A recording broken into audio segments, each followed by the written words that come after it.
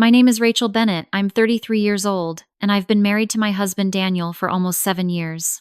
People often describe me as determined, strong-willed, sometimes even stubborn. I don't deny it because that very toughness is what helped me climb to the top rungs of a legal career in a world that's harsh, competitive, and riddled with gender bias. For the longest time, I believed the biggest challenge in my life was simply proving my worth among a sea of talented people, but I was wrong. The greatest challenge of my life came not from rivals at work, but from my own blood, Samantha, the younger sister I no longer consider family. The day I sat in the doctor's office and heard him say, "Rachel, you're the only match who can donate bone marrow to save your sister's life," my heart dropped into a pit. Everyone expected me to nod without hesitation, because after all, this was about life or death. But how could they possibly understand? How could they know that Samantha once destroyed my career, my reputation, and nearly my marriage? She hadn't just hurt me, she had dragged me to the very bottom of despair, and now she had the audacity to hold out her hand and ask me to save her. From childhood, Samantha and I were worlds apart. I was the driven one, focused, always clear about the path I would take. I earned scholarships, graduated with honors, and landed a position at one of the top law firms in Chicago. My dream was to become a partner before 40, a role so ambitious that even many of my male colleagues didn't dare aim for it. Samantha, on the other hand, was reckless and irresponsible, waitressing one month, teaching yoga the next, then deciding she wanted to be an influencer. Failure followed failure, and every time my parents would look at me and plead, "Rachel, don't be so hard on her. She's just trying to find her way." By the time I was 28, I was a senior associate, handling multi-million-dollar contracts and grinding through 70-hour work weeks. I was exhausted, but proud, because I knew I was close to reaching my dream. And then Samantha showed up, wearing that familiar smile, the one she only put on when she needed something. "Rach, you're the only one who believes in me. Can you get me an internship at your firm? I just need one chance." Deep down, I knew nothing good would come of it, but I still said yes. I put my reputation and credibility on the line to vouch for her. 3 months later, everything was in ruins. The whispers started with suspicious glances in the elevator, murmurs behind my back. I thought it was jealousy until one morning, the senior partner called me into his office. On his desk was a thick file, leaked emails, suggestive text messages, compromising photos. Undeniable, every piece of evidence pointed straight at Samantha. She had been having an affair with one of our biggest clients, the very client I was in charge of, and she even impersonated me to gain access to confidential files. The scandal exploded. The client's wife filed for divorce and sued the firm for negligence. The press had a field day, splashing headlines, and our competitors jumped at the chance to smear our name. And who took the blame? Me, the one who had brought Samantha in. Within just a few weeks, I lost everything. The promotion vanished, my colleagues turned their backs, and in the end, I was forced to resign voluntarily to avoid being publicly fired. Do you know what that feels like? Like you're thrashing in the middle of the ocean, fighting to surface, only to realize the hand holding your head underwater belongs to your own blood. I fell into a pit. Day after day, I drowned in humiliation and anger. Daniel stood by me, but even our marriage began to crack under the weight. While I struggled to find a new job, Samantha disappeared.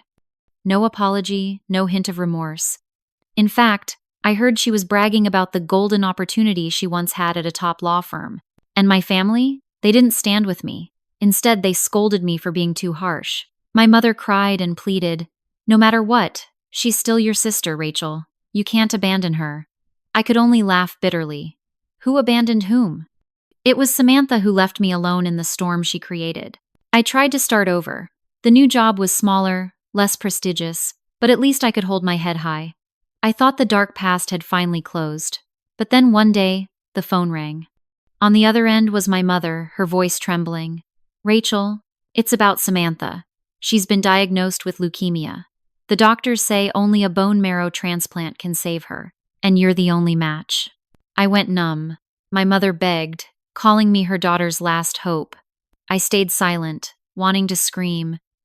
Where were you when I needed someone? Who stood by me when I lost everything?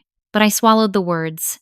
That night, I sat in my car for hours, torn between compassion and wounds that had never healed. The next day, I went to the hospital. Samantha lay in bed, her face hollow but her eyes as brazen as ever. When she saw me, she gave a weak smile. "You came. I knew you wouldn't abandon me. Not a single apology, not a shred of remorse. She still believed I would shoulder the burden for her just as I always had." I stared straight into her eyes and said, "You destroyed my career, stole my reputation, nearly wrecked my marriage, and now you want me to save your life? Who do you think I am? A puppet you can use and toss aside whenever you want?" For a moment, Samantha's face flickered with fear, but it quickly hardened into that same arrogance I knew too well. "No matter what, you're still my sister." I laughed a bitter, choking laugh. "No, Samantha. You lost the right to call me your sister a long time ago." I turned and walked away, leaving behind her eyes full of hatred and despair. And for the first time in years, I felt free. I left the hospital with my footsteps echoing down the cold, sterile white corridor. The elevator doors slid shut, reflecting my face. Pale, eyes bloodshot, and a faint smile I couldn't tell was self-reassurance or a bitter mockery of fate. I buckled my seatbelt, started the engine, but didn't drive off right away. My phone buzzed nonstop Mom, then Dad, then unknown numbers. I silenced it, rested my head on the steering wheel. Inside me, another storm had begun. Guilt, anger, pity, and an almost shameful sense of relief that I had finally put down the burden of being the perfect sister. In there finding the treatance for sand. And my watch too has not the problem into Carmen. That night, Daniel sat beside me at the kitchen table, his hand resting gently over mine. "You don't have to decide right now," he whispered. I nodded, but we both knew I already had. Not because I wanted Samantha to die, but because I couldn't keep living a life where I threw myself into the fire just to warm the hands of someone who had pushed me into the ashes time and time again. The next morning, my mother called again, her tone no longer trembling but sharp as a blade. "If your sister dies, will you feel lighter?" The question cut, but strangely, it no longer pierced me. I had bled too long. I answered, "If someone's life depends on me enduring more emotional abuse, on me pretending I never lost everything, then maybe you should ask yourself why it ever came to this." That afternoon, my father came to my house. He stood on the porch, holding his old fabric cap in his hands. He didn't hug me. He just set the cap down on the table and sighed. "Your mother said things she shouldn't have," he began. I made tea. He sat in silence for a long while before speaking again. "I don't know everything that happened at the firm, but I know you've carried a lot. Still, are you sure you'll be able to live with this decision?" I looked at his calloused hands, the small cracks etched into them like a map of a lifetime of labor. "I'm sure," I said, "but I also know it won't be peaceful, and maybe it doesn't need to be." That evening, I received an email from the hospital. A transplant counselor is available to provide more information. I scheduled a meeting, not because I was changing my mind, but because I needed to fully understand what was being used as leverage against me. The counselor explained the procedure: general anesthesia, bone marrow extraction, days of post-op pain, rare but possible complications. She spoke in a neutral, calm tone. "Even if you say no," she closed her folder, "the decision is yours. You are under no obligation to harm yourself in order to atone for someone else's mistakes." I thanked her, stepped outside, and felt the rain pour down. The rain woke me up better than any coffee could. 2 days later, social media erupted. A post on a medical fundraising page read, "Young woman battling leukemia, her only hope is bone marrow from her sister." The photo was of Samantha, wearing a knit cap, her eyes wide and watery, lips pale but curved into a fragile smile. In the description, someone had accidentally written, "Her sister is still considering, but there have been misunderstandings between them in the past." Misunderstandings. I laughed out loud. So, betrayal, impersonation, and the destruction of my career were now just misunderstandings. The hate messages flooded in like a rising tide. Some threatened me, cold-blooded monster. Others called me a murderer. One stranger left a long comment about how her younger brother had been saved by a bone marrow transplant, ending with, "I'll pray for your heart to soften." Her prayer made me sad not because I believed I was cruel, but because it struck me that so many good people in this world always feel they must beg the selfish ones to show decency. Daniel suggested I shut down all my social media for a while. I agreed. But what I didn't expect was the real blow coming from my own family. My cousin organized a so-called family meeting at my parents' house, saying it was time to set things straight. When I arrived, everyone was already there. My mother, father, aunt, uncle, 2 cousins, and of course Samantha, wrapped in a blanket on the couch, her face pale, the perfect image of a model patient. My mother stood up, pointed to the chair across from Samantha, and ordered, "Sit down." What followed was like a rehearsed play. My aunt told me I was holding grudges. My uncle lectured me that blood is blood, you don't abandon family, my cousin said. It's in hard times you learn who your real family is. Not one of them asked how I had lived after I lost my job, how I felt the night I submitted my voluntary resignation through tears, how I endured those weeks when colleagues treated me like a plague. Not one of them asked why Samantha had never once publicly apologized. As I stood to leave, Samantha spoke up in a weak voice. "Rachel, I'm sorry." The first time those words ever left her lips. They dropped into the room like a late autumn leaf. I turned back. She was tearful, but I could still see that familiar calculation in her eyes. I was wrong, but if I die, won't you regret it? She wasn't asking me to forgive her for what she had done. She was asking me to trade her life for all that I had lost. I replied, "You're asking the wrong question. What you should be asking is this. If I donate, will it erase what you did? Will it give me back the 10 years of my life I can't get back?" Samantha fell silent. The whole room fell silent. I could hear my heart beat like a drum. That night, Daniel held me tight. "If they keep hurting you, we'll cut them off," he said. I knew he meant it. But cut off who? My mother? The man who sat silently through it all, my father? I remembered how he had come to see me one morning, quietly asking if I was sure. I wanted a life lighter than severing ties. But wanting doesn't mean I must keep enduring. On the advice of a new colleague, I met with a therapist. She listened without judgment. When I got to the part where I called Samantha my sister, she asked me a question I never expected. "Do you call her your sister because of the birth certificate, or because of love?" I sat in silence. She scribbled one word on a notepad, boundaries. Then she said, "Forgiveness doesn't mean allowing repetition, and family isn't a lifetime pass." At my new firm, I started to breathe again. I was assigned a difficult case with a high risk of loss, but I dove into it like someone finally free of debt, alive again among maps of arguments and evidence. On the night we filed, I stood under the yellow glow of the copy room light and suddenly burst into tears. Not from sadness, but because for the first time in years, I cried without shame. The next morning, my team leader tapped me on the shoulder. "Excellent brief. Thank you." Such an ordinary compliment, yet to me it felt like the first drop of rain after a drought. 3 weeks passed. The hospital called, "We need your final answer." I took a deep breath. "I refuse." On the other end, the coordinator paused, not surprised, not judgmental, then asked, "Would you like us to connect you with a support group for relatives who declined to donate?" I said softly, "Maybe." After hanging up, I sat down and wrote a letter not to send but to read aloud to myself. "Rachel, you are not cruel. You just stopped bleeding." That night, the smear campaign truly began.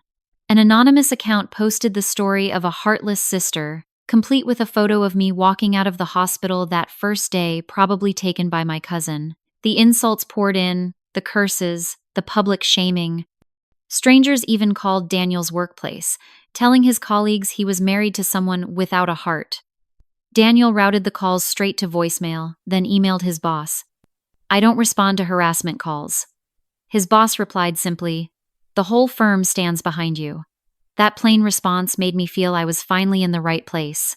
One night, I received a text from an unknown number. "We can provide part of the story that hasn't been told." Attached was a file chat logs between Samantha and a former assistant at my old firm. In them, Samantha bragged about targeting my client, about using my name to bypass internal controls, even gloating when I was summoned for disciplinary hearings. "She's such a goody two-shoes," Samantha wrote. "It's time she learned how the real world works." My hands shook as I read. I felt both fury and relief. I wasn't crazy. My instincts hadn't lied to me. I printed the chats, sealed them in an envelope. I had no intention of posting them online. I only wanted, if conscience ever caught up to my family, to lay the envelope on the table and say, "This is why." I didn't need the public to acquit me. I just needed to stop putting myself on trial. One late afternoon, my father texted, "Can I see you?" We met at a cafe near my house. He looked at me with tired eyes. "I'm sorry I stayed silent that day," he said. I've never been good at standing between women in pain." I laughed, the first time I'd ever heard him admit his helplessness. Then he reached into his pocket and pulled out an old photograph. Me and Samantha as children, wearing the Easter dresses our mother had sewn, both of us grinning brightly. "I keep it to remember the days before mistakes were made," he said. "But keeping it doesn't mean forcing you to live like you've never been hurt." "I understand." I touched the photo. For a second, I saw those two little girls before life veered off course, before one of them chose recklessness like a dull blade. I handed the photo back. "You keep it," I said. "I'll hold on to something else." That something else came one early morning, when my inbox pinged with a letter from the hospital's legal representative. "An anonymous international donor may be a viable alternative," it read. Not a perfect match, but possible. I froze for a beat.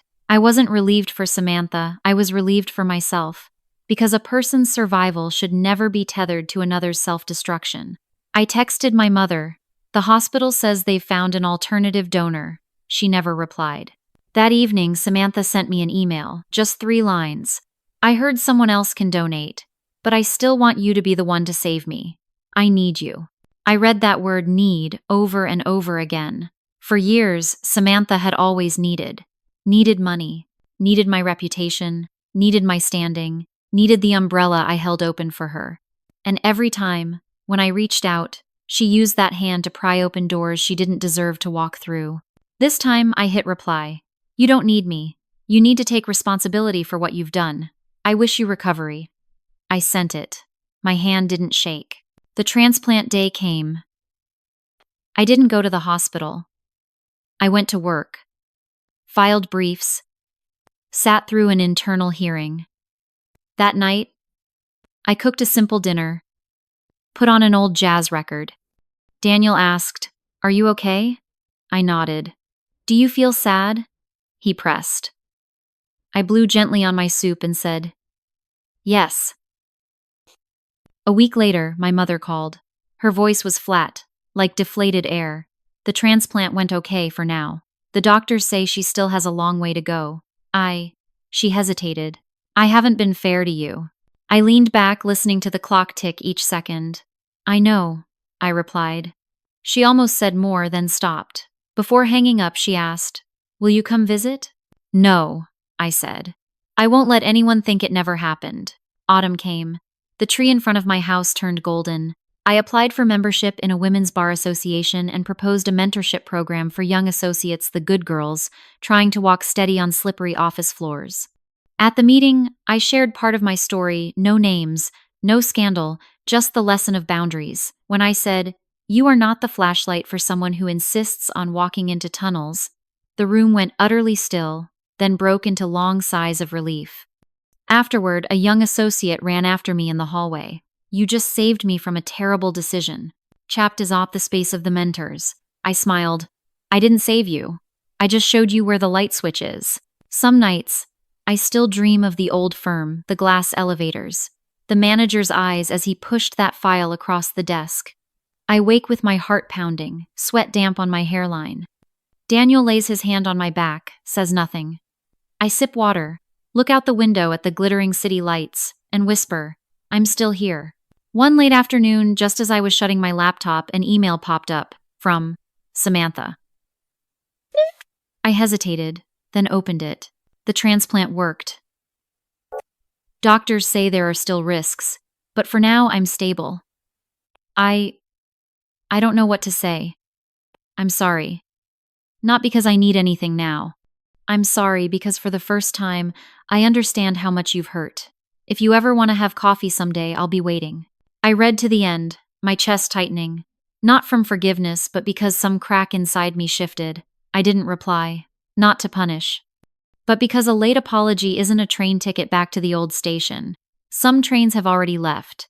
You don't step back on the same tracks just because it looks like rain. A month later, I was invited to speak at a professional ethics conference. I told the story of walking away when I was blamed, of piecing my life back together shard by shard. During the Q&A, a student stood up, her hands trembling. If the person who hurt you needed blood, would you donate? The whole hall held its breath. I answered, I would no longer be myself if I said yes to every request for salvation. I saved myself first. That's the most ethical thing I've ever done. The applause came not roaring, but steady and long, like rain tapping on a roof. On a cold night, my father texted, Your mother is learning to stay quiet when she doesn't know enough. I am learning to speak when I should. I smiled. I was learning too. That love isn't obligation. That kindness can be a zipper you close instead of another button you fasten.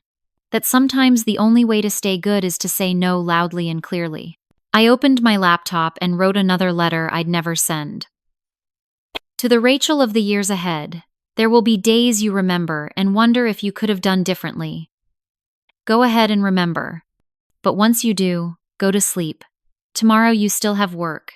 Tomorrow you still have life. One afternoon at a small coffee shop, I saw a young woman outside clutching a job application folder, her shoes worn. She looked like me 10 years ago. I stood, went out, and held the door open for her. She smiled.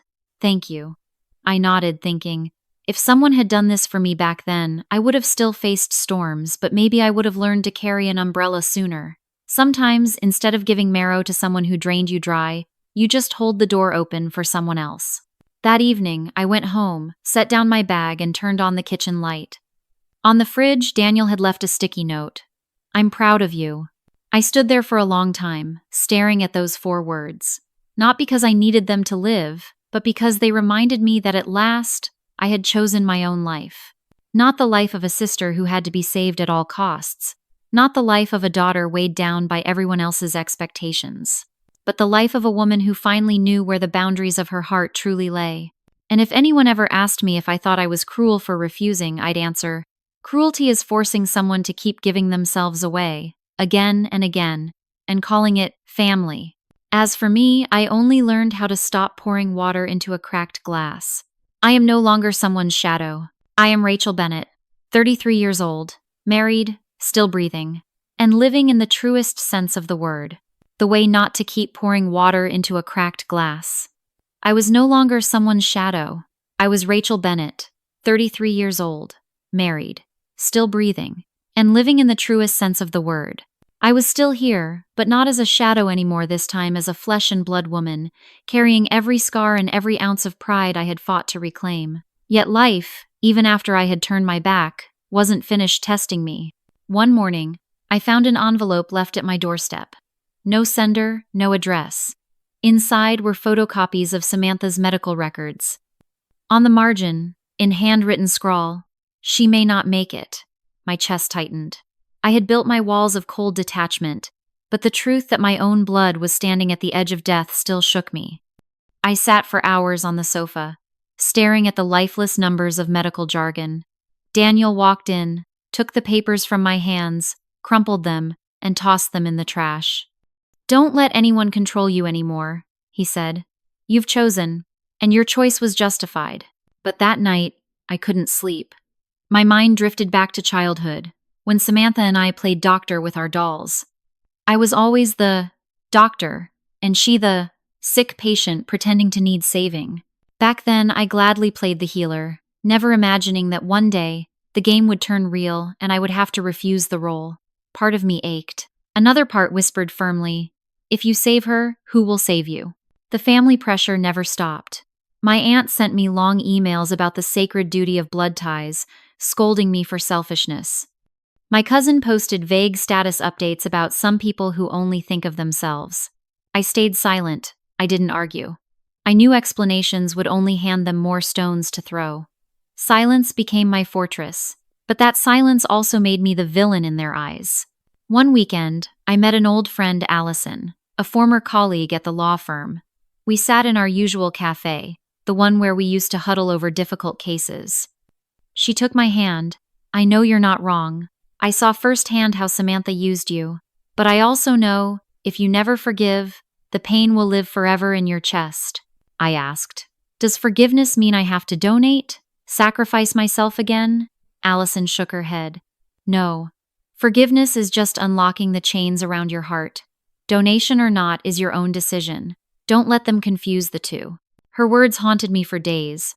I started to think of forgiveness not as a gift for Samantha, but as a gift for myself. Forgiveness didn't mean saving her, it meant stopping the torment of replaying the past.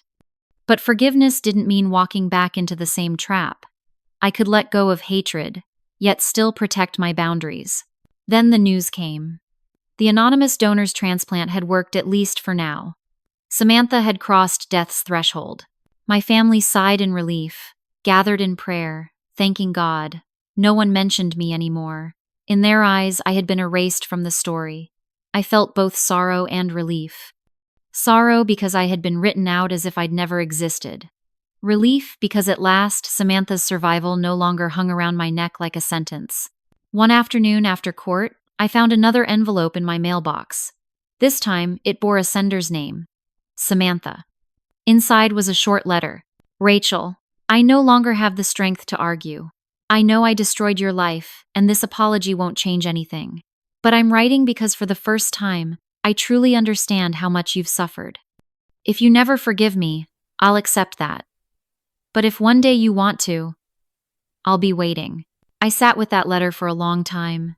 Tears fell not from forgiveness, but from the realization that Samantha had finally faced her own darkness. I didn't reply. I didn't need another drawn-out chapter. Our story had ended the moment I said no at the hospital. This letter was just an echo. I folded it, placed it in a drawer, and locked it. I stepped out onto the balcony, watching the crimson sunset spill across the city skyline. The wind lifted my hair, carrying a freedom I hadn't felt in years. I thought to myself, I chose right. I saved myself.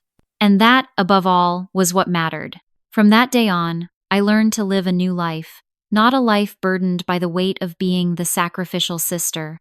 I stopped caring about the stares of relatives or the whispers of strangers, because I knew only I truly understood what I had endured.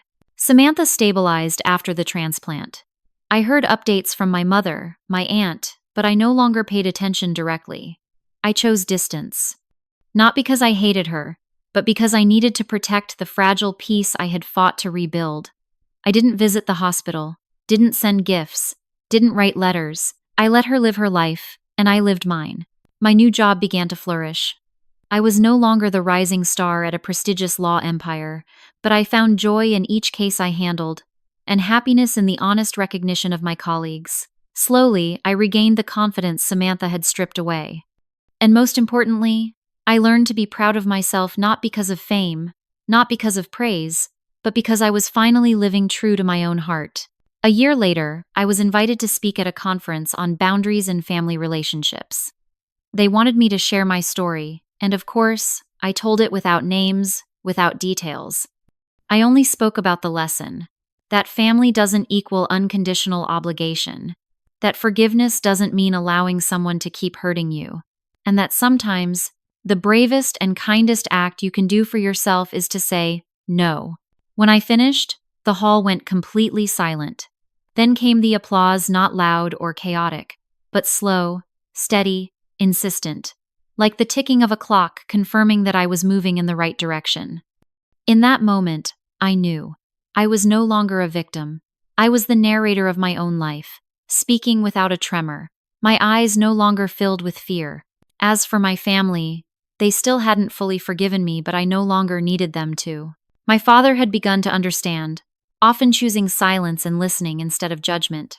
My mother still blamed me, but she no longer called every day to pressure me. And I chose to keep a distance far enough not to be hurt, but close enough not to sever blood ties completely. One autumn afternoon, as I walked through the park, I saw two little sisters playing tag. One fell, and the other immediately reached out to pull her up. I stood still for a long time.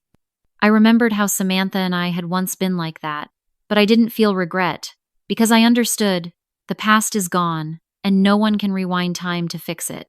The only thing I can do is live well in the present. That night, I sat on the balcony, the city glowing with lights below.